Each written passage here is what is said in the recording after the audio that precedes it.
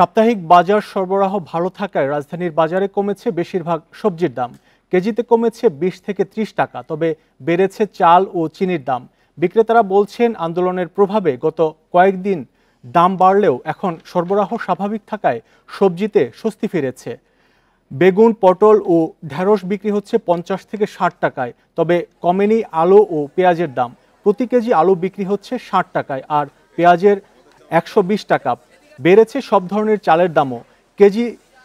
কেজিতে বাড়তি গুনতে হচ্ছে 2 থেকে 4 টাকা। খুচরা বিক্রেতাদের অভিযোগ, সংকট না থাকলেও ডিলারদের কারসাজি করে চালের দাম বাড়াচ্ছে ডিলাররা।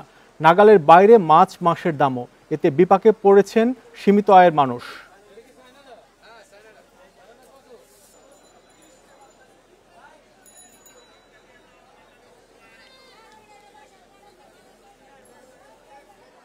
আমরা মিলিয়ে জিজ্ঞেস করি, ওনারা বলে ধানের দাম বেশি।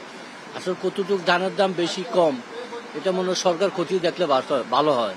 চিনি বাড়ছে, আসলে আন্দোলনের চিনির দামটা বাড়াই দিচ্ছে পাইকাররা। চিনি আসতেছে না, এই কারণে 5,900 টাকা বস্তা চিনি এখন 6,300 টাকা। কষ্ট তো হবেই, হয় না? একটা ছেলে রোজই করে, এই দিয়ে তো চলতে কষ্ট হয়।